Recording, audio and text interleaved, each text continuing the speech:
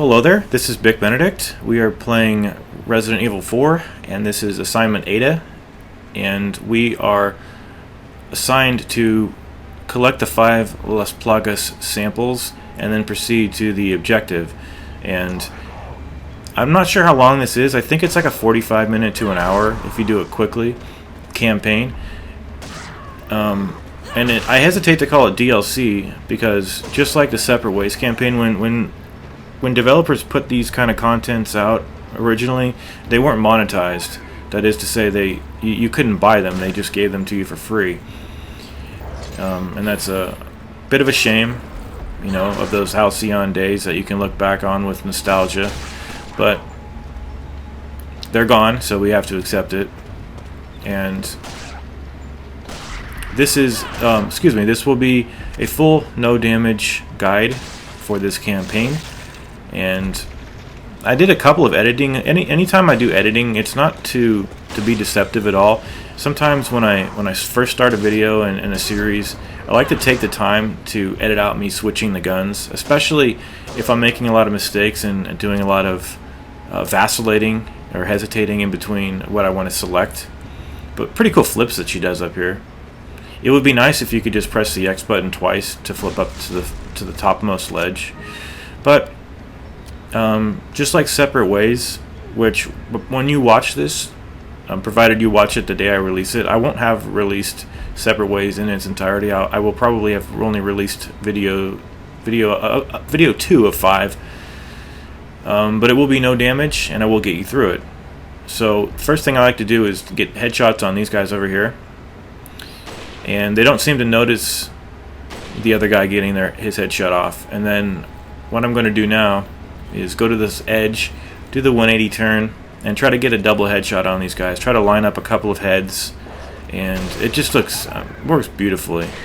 And then this does seem a little wasteful, but I got kind of tired of this part because it's one of the island sections and fights that I like least. So I'm gonna when we get the black guy with the machine gun or whatever that is, loosen him up with a grenade.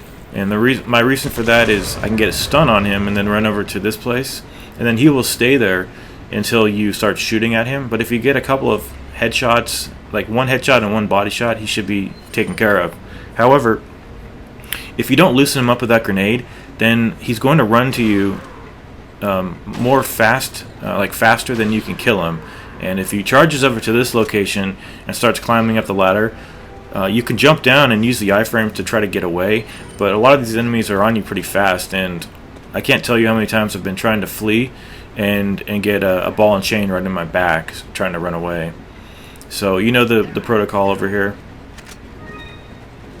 Oh, I thought the fight was already over, but it can't be. I wanted to elongate this video because I'm not certain how long it is. I think Separate Ways was about 4 to 5 hours. It was a pretty significant package, but this DLC, or this package, I think it's like an hour or an hour and a half, or maybe less. So I'd like to stretch these parts out as long as possible.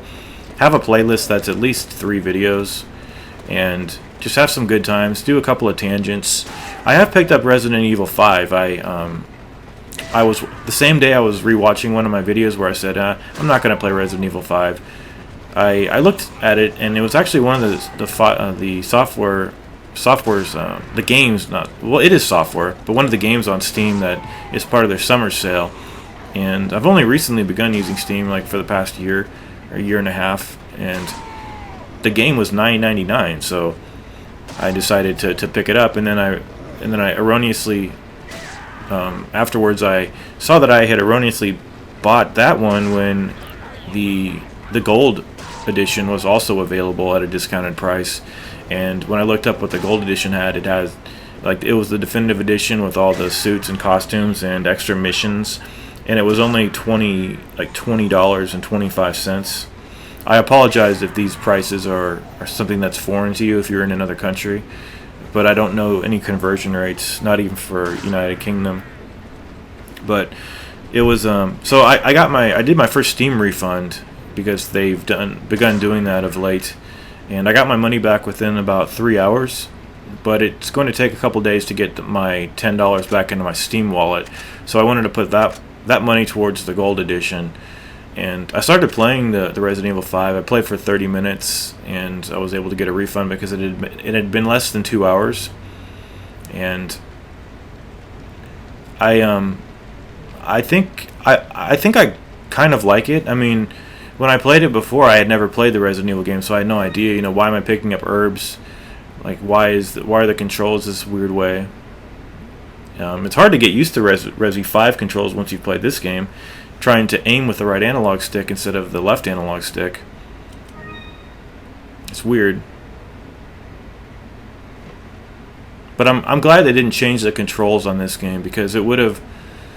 Well, I think I'm leaving all my looting over here, so that's kind of a first for me. I like the Resident Evil 4 controls. I've also been playing Vanquish, and I started at 1-1, which isn't really a chapter, and then I did 1-2, very simple, and then I got to 1-3, and I learned the power, like the raw, demolishing power of the shotguns on the Romanovs, and it reduces that enemy, even though it's still a pretty serious threat. It reduces that enemy to kind of a laughing stock. And I just can't believe I didn't use the shotgun more in my first campaign.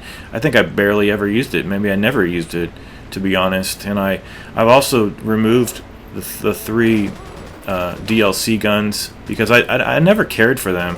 And all they do is they serve to decrease the drop rate percentage of the weapons you actually want.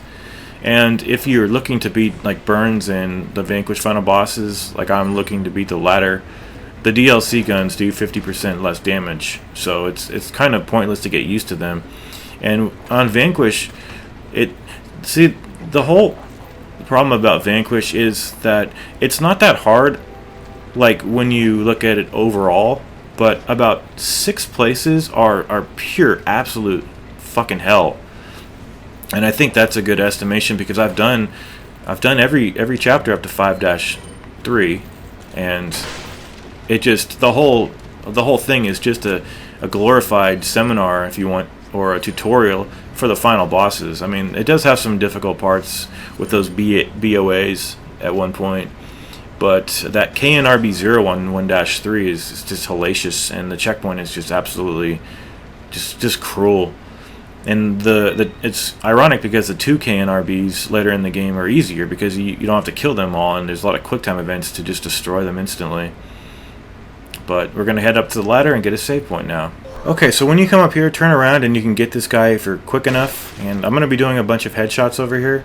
There are 2 barrels to the left, which both contain something, but I got them and I smashed them, and then I went back and saved it. Just because sometimes those little tedious details detract from the experience, because you're doing things in such a pedantic manner that you would just as soon just do the fight and already have that save data reflect the fact that you've already done it. So this part here is not too bad. I mean, all you have over here are enemies with melee weapons.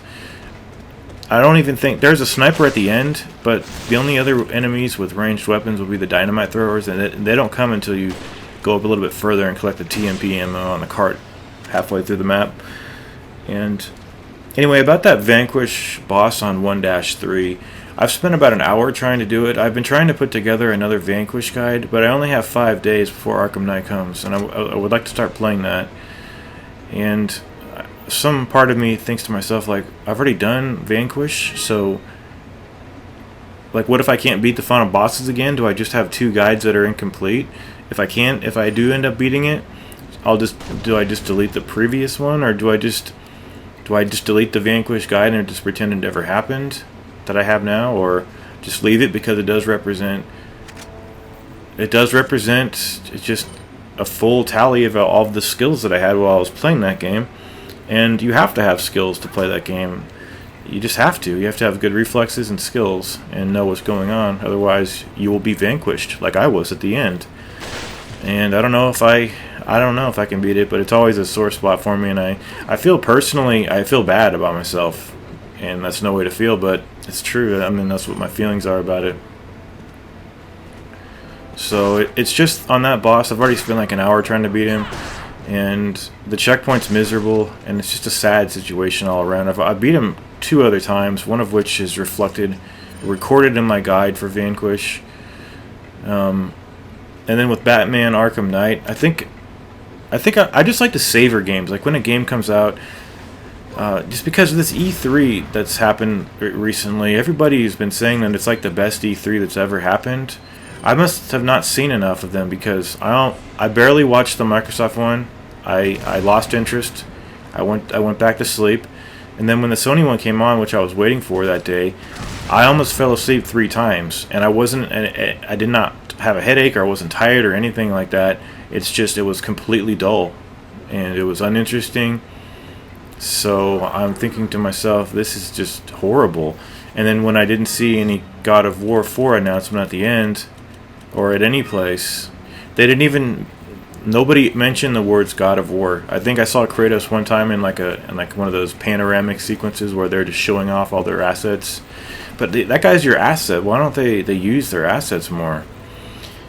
Some people were saying it's only been a certain time since Ascension, but to me, I'm talking about the time from the 3rd one to the 4th one, if they're ever going to make a 4th one. You know, they had their little, Ascension and whatever. I'm really angry. So at the end of day 4, at the end of the Separate Ways, day 4, for like the last 7 minutes, you'll hear me do a pretty angry rant that I'm quite embarrassed about, and it's very venomous and probably funny if you like that kind of thing, but it's just my most condemning rant I think I've ever done. It doesn't paint me out to be a psychopath, I don't think, although it might. But it's just my pure venting frustration and rage. Like 30 minutes after that, or 15 or 20 minutes after, I walked away from. Well, I watch everything on my phone. After I set my phone down and I left, and was very unhappy that they never mentioned it. And they haven't mentioned it for 3 times straight. They didn't mention it in 2013. Admittedly, Ascension came out in 2013, but they still could have mentioned something. And in 2014, no mention. 2015, this E3, no mention. Will there be no mention next year? They always say, oh, the next E3 will be the good one. It won't be. We're always waiting for stuff, and it does never come. And it's really sad. So that is that. And then when you come up here now, you got a couple of guys, and where a typewriter is supposed to exist, it's not here. I'm not sure why they don't put typewriters here this time, but they don't. So if you die here, I imagine you start back at the last checkpoint area, which is that green lettered ladder. And be careful of this kind of an ambush here, because I easily could have got hit in the back with a hatchet while I was trying to kill those guys, or at least flee from them. But what else did I want to say? Covered Vanquish, covered the E3, and I mean, nothing that not the Final Fantasy remake. I'm not interested in that. I was interested in it when I was 19, but I'm not 19 anymore. I'm 33. What else? Nothing. Everything they mentioned, I'm glad that everybody else is interested in it, but I'm not interested in any of that stuff. Oh, Uncharted 4. Obviously, I'm interested in that, but they already ended the last press conference with Uncharted 4, so it seems like it's getting favored a little bit. I don't like that whatsoever. So I guess it's just too bad for me.